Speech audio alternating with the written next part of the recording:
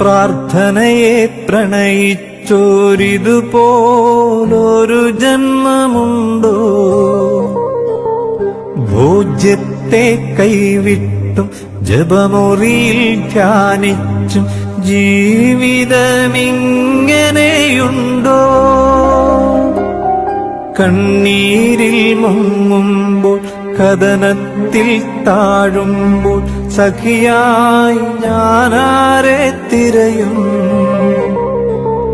കാറ്റന്റെ തോണി പകയോടടുക്കുമ്പോൾ തുഴയെറിയാനാ പുണ്യതാതൻ.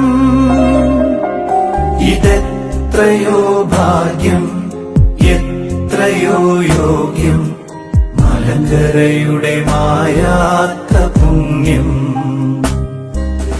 കഥയല്ലിതു പതികന്റെ വ്യധമാറിയ ചരിതം.